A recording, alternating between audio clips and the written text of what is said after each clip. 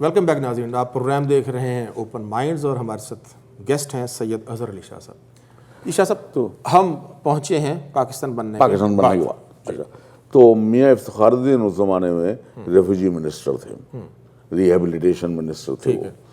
تو جب 80 لاکھ آئے، اب پاکستان تو اس وقت بنا ہی تھا، نہ تھی فوج تھی، نہ سپاہی تھے، نہ سول سروس تھی، کچھ بھی نہیں تھا۔ تو انہوں نے اپیل کی اسٹوڈنٹ سے کہ بھائی آپ والنٹیئر کیجئے۔ صحیح۔ تو میں اسلام آباد لاہور میں ابھی بھی داخل ہوا تھا، تو میں نے بھی والنٹیئر کر دیا۔ تو ایک ملٹری کا ٹرک آتا تھا، وہ صبح ہمیں کالج سے لے جاتا تھا واگا کے بارڈر پہ۔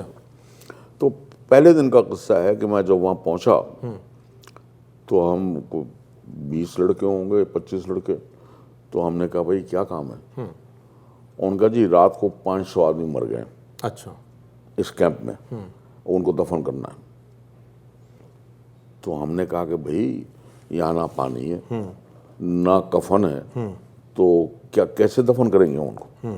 ان کا بیٹے، وہ جو افسر تھا، وہ بولا کہ نا بیٹے یہ تو شہید ہیں، ان کو کفن کی ضرورت نہیں ہے۔ اچھا، اب وہ قبریں بھی نہیں کھود سکتے، تو پھر یہ ہوا کہ گڑھے کھودے گئے، اس میں 8-8 10-10 15-15 لاشیں اجتماعی کمبائن اجتماعی کر دیا وہ، اور وہ لاشیں دفن کر دیے گئے۔ پھر ایک دن میں گیا تو میں نے کہا کیا کہنے جی وہ کولرا پھیل گیا، تو کولرے کے اناکولیشن کرنا ہے۔ اب اس وقت 15 سال کا تھا، اب ہم نے کبھی انجیکشن لگایا نہیں تھا، کچھ نہیں۔ انہوں نے مجھے ایک سرنج دے دی اور ایک الکوہول کی بوتل اور ایک سیرم کی بوتل، کولرا کے سیرم۔ کہنے بیٹے یہ کرو کہ نیڈل کو الکوہول میں ڈبو دو، یہ اسٹیرلائز ہو جائے گی، جو بھی ہو، اس کے بعد وہ سیرم لگاؤ، بھرو اور انجیکشن لگا دو۔ اب ہم نہ وہ سرنج لیے ہوئے پھر رہے ہیں سارے کیمپ میں، جو ملتا ہے اس کو لگا دو۔ اور کوئی کہہ بھی رہا میں نے پہلے لگا لیا، نہیں تمہیں تو لگانا ہے بھی۔ اچھا، تو وہ کسی کو لگا لیتے تھے آپ؟ ہاں لگاتے تھے، کرنا بھی۔ اچھا، تو یہ چیزیں ہوتی رہیں۔ اچھا، تو پھر کیسا رہا؟ یعنی یہ تو وہ واقعہ ہو گیا کہ فوراً بعد حکومتیں بنی لیاقت علی خان۔ ہاں، لیاقت علی کا، اس سے پہلے میں آپ کو ایک قصہ بتاؤں۔ قائد اعظم کے زمانے میں کا واقعہ ہے کہ قائد اعظم یہ کرتے تھے کہ وہ کار میں بیٹھ کے گورنر جنرل ہاؤس سے نکل جاتے تھے، شہر کا چکر لگاتے تھے۔ ان کے ساتھ ایک سب انسپیکٹر پولیس ہوتا تھا، اچھا، ایک ڈرائیور ہوتا تھا ان کا، اور ایک آرڈرلی ہوتا تھا، بس۔ اچھا، کوئی کار نہیں ہوتی تھی، کچھ نہیں ہوتا تھا۔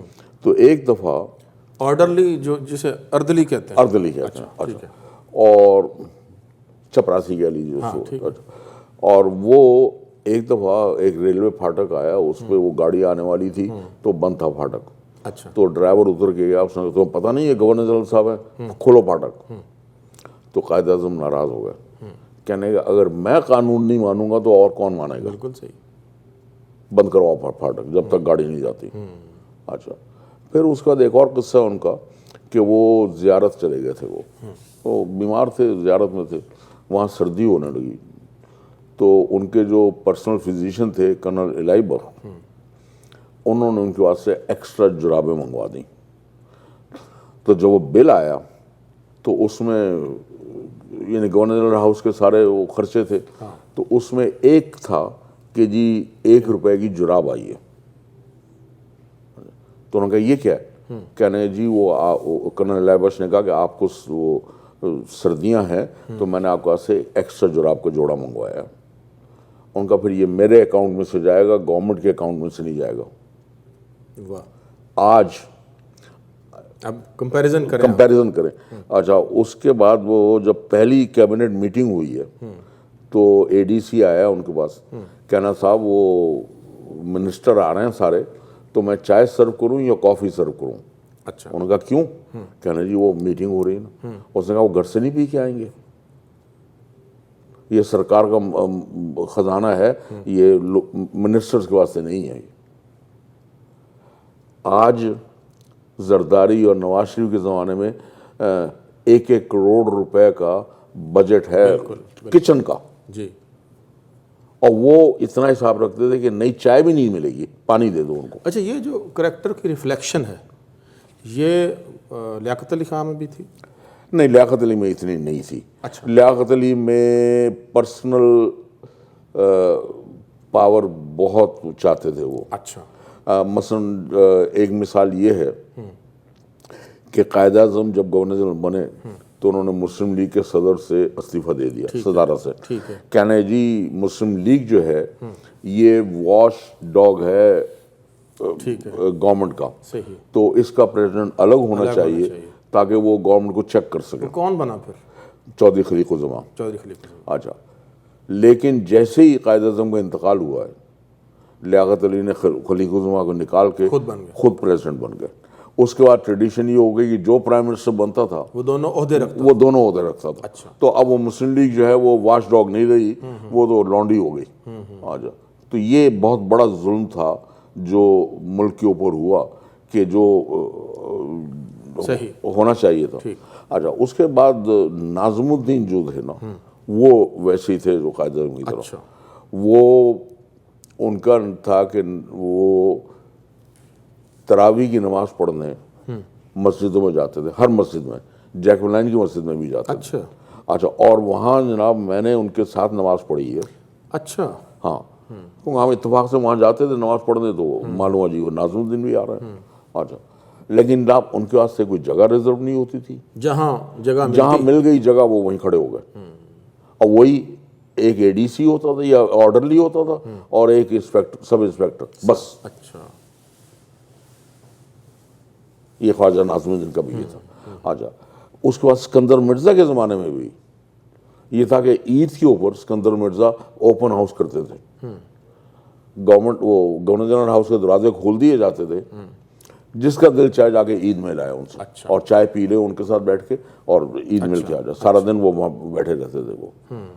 پھر اس کے بعد آہستہ آہستہ یہ ہوا کہ صاحب ہم جو ہیں بجائے اس کے قوم کی خدمت کرنے کے لیے آئے، ہم اپنی خدمت میں لگے۔ اپنی خدمت ہونے۔ ایک صاحب غلام محمد بھی تھے۔ غلام محمد، جی ہاں صاحب، وہ سب سے بڑے چور وہ تھے۔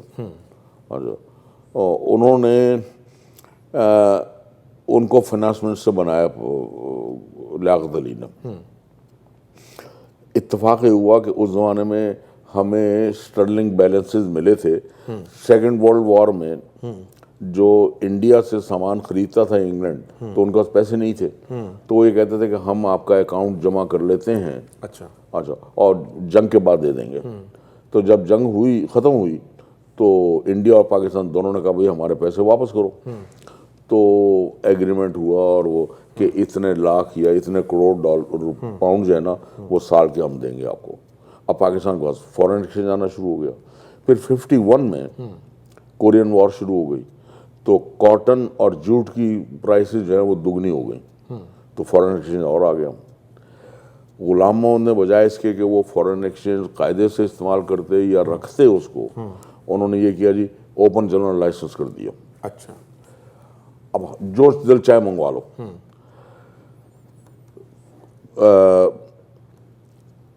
یہ جو ہیں blanket, Italian blanket, woollen blanket, وہ 10-10 روپے کے بک رہے تھے وہ پاکستان میں۔ اچھا، ویئر ایور پین جو ہے یہ 8 آنے کا ملتا تھا۔ ماچس کی جو وہ ہے وہ آتی تھی نا، وہ بک میچز، وہ 2 پیسے کی ملتی تھی۔ پاکستان میں ایک ہی میچز فیکٹری تھی شادرے میں، گھوڑا مار کا، ان کے وہ ڈبیا بناتے تھے، وہ 1 آنے کی آتی تھی۔ اب یہ 2 پیسے کی ملنے لگی تو کوئی لیتا نہیں تھا، وہ کمپنی بینکرپٹ ہو گئی۔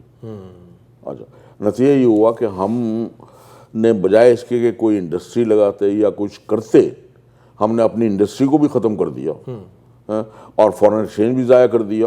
اب اس کے بعد ہمارے پاس کچھ تھا ہی نہیں۔ آپ نے دیکھا پاکستان بننے سے پہلے جوش و جذبہ آنکھوں سے دیکھا، پوری قوم متحد تھی اور قائد اعظم کی گرد جمع تھی اور تمام تر مسئلوں سے بالا تر ہو گئی۔ ایک وہ دور دیکھا، پھر آپ نے پاکستان بننے کے فوراً بعد دیکھا۔ جی، تو یعنی وہ جو خواب تھے یا وہ جو جس کے لیے ہم پاکستان بنایا تھا، کیسا لگا تھا؟ شاکنگ تھا؟ بہت شاکنگ ہو گیا اس واسطے کہ ہم نے پاکستان بننے کانسٹیٹیوشن بننا چاہیے تھا. کیا یہ ڈسلوژنمنٹ فوراً بات شروع ہو گئی تھی؟ نہیں دیکھیں نا, وہ ڈسلوژنمنٹ یوں شروع ہو گئی تھی کہ اب ہمیں کانسٹیٹیوشن بنانا چاہیے تھا. صحیح. اسلامی کانسٹیٹیوشن ہم نے اسلام کے نام پہ لیا تھا, اسلامی کانسٹیٹیوشن بنانا چاہیے. ٹھیک. 1952 تک ہمارا کانسٹیٹیوشن نہیں بنا. انڈیا میں اس کے مقابلے میں 48 میں کانسٹیٹیوشن تیار ہو گیا تھا. انہوں نے الیکشن بھی کرا لیے. انہوں نے 56 میں بنایا. انہوں نے 56 میں وہ چودھری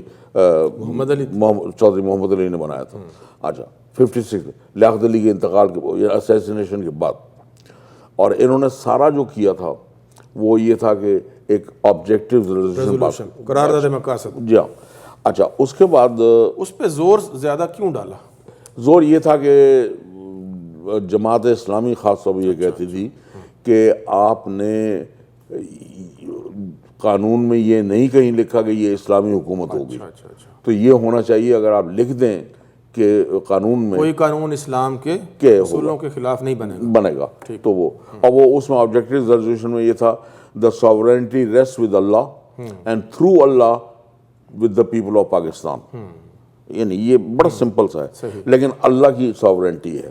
اچھا یہ اچھا تو یہ اس کے بعد انہوں نے کہا جی اب یہ ہے کہ اب اسلامک کانسٹیٹیوشن ملک ہو گیا. ٹھیک. اچھا لیکن لیاقت علی نے جو 2-3 بلنڈر کیے تھے وہ یہ تھے کہ ایک تو میں نے آپ کو بتایا نا کہ وہ صدر خود بن گئے تو وہ احتساب تھا وہ ختم ہو گیا. دوسرا انہوں نے یہ کیا کہ انہوں نے, ہم بھٹو کو کہتے ہیں کہ جی اس نے یہ کیا تھا کوٹا سسٹم لیاقت علی شروع کر گئے تھے. اچھا 1948 میں جو سول سروس کا امتحان ہوا تھا وہ میرٹ پہ ہوا تھا. 49 کا جو ہوا تھا وہ کوٹا سسٹم پہ ہوا تھا. یعنی اسی سے وہ بیج بو دیے گئے نفرت کے اور ڈویژن کے, یہ بیج بو دیے گئے. آپ پاکستان کب تک رہے؟ میں 1960 تک رہا. 60 تک ایک جو آئین تھا وہ بن چکا تھا, اور 62 میں مارشل لا آ گیا. نہیں سوری 58 میں آ گیا. 58 میں آ گیا مارشل لا. یعنی آپ نے مارشل لا کو دیکھا میں نے وہ اسکندر مرزا کے زمانے میں. اور اس سے پہلے جو جنرل ایوب تھے وہ ان کی کیبنٹ میں منسٹر, ڈیفنس منسٹر کے طور پہ بیٹھتے تھے. جی ہاں, یہ بھی آپ نے یہ دیکھا میں نے. دیکھیے اسکندر مرزا نے مارشل لا لگایا تھا. ہاں. اچھا, اور جب ان کے خلاف بہت وہ ہونے لگا تھا تو انہوں نے یہ کہا کہ اب وہ بڑی, یعنی لوگ اس کو سمجھتے نہیں ہیں, وہ کہتے ہیں ایوب نے لگایا. مارشل لا اسکندر مرزا نے لگایا تھا, اور انہوں نے ایوب سے یہ کہا کہ اپنی بندوق کے زور پہ مجھے پاور میں رکھو. اچھا. ایوب نے کہا کہ بھئی مجھے بندوق اگر استعمال کرنی ہے تو میں آپ کو کیوں دوں, ٹھیک, میں اپنے لیے کروں گا.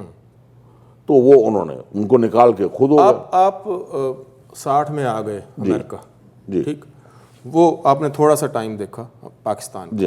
پھر آپ نے یہاں زندگی گزاری, یہاں کیریئر آپ کا چلا, یہاں ایک نئی نسل آ گئی, وہاں سے بھی آئی اور یہاں سے بھی نئی نسل آ گئی. کیسے اب 2014 آ چکا ہے, تو جب آپ پلٹ کے دیکھتے ہیں اور آپ جیسے لوگوں نے قربانیاں دی, محنت کی, پاکستان بنا, تو نئی جنریشن کو جب آپ دیکھتے ہیں تو آپ سیٹسفائیڈ ہیں؟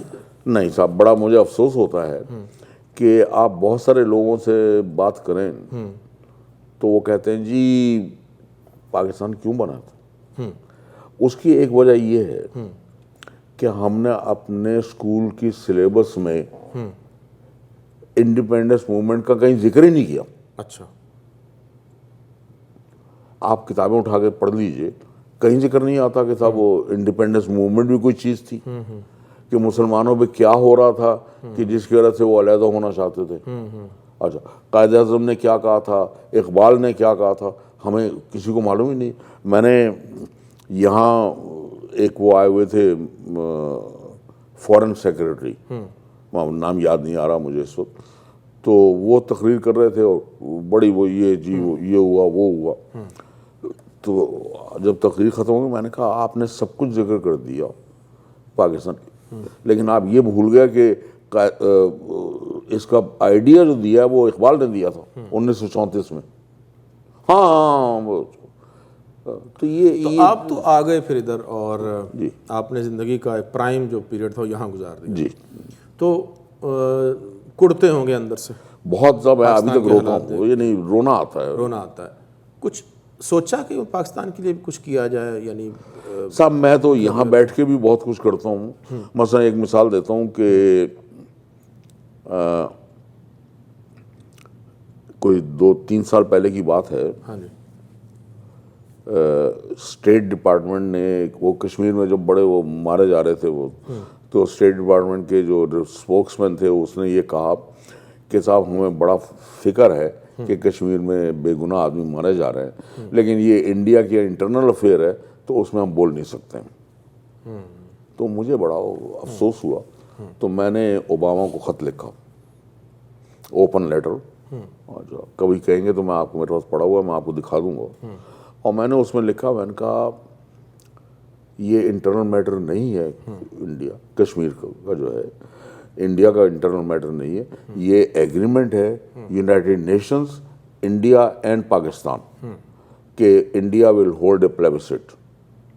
اور میں نے کہا آپ وکیل ہیں, آپ کو تو یہ معلوم ہونا چاہیے کہ کسی ایک پارٹی کے وڈرا کرنے سے ایگریمنٹ ختم نہیں ہو جاتا. جب تک دونوں پارٹیز ایگری نہ کریں ایگریمنٹ ختم نہیں ہوتا. تو آپ, تو میں نے کہا آپ تو وکیل رہے ہیں, آپ کو تو پتہ ہونا چاہیے یہ.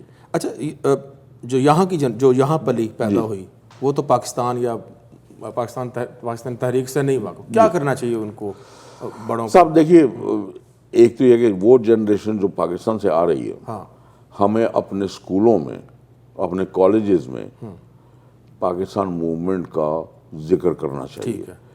دیکھیے یہاں بھی کرنا, یہاں بھی, یعنی آپ اپنے بچوں کو گھر میں بتائیں کہ بھئی ہم نے پاکستان کتنی مشکلوں سے لیا تھا. ایسٹ پنجاب میں 5 لاکھ مسلمان مارے گئے تھے, شہید ہوئے تھے 1947 میں. 85 ہزار عورتیں. بالکل ٹھیک ہے.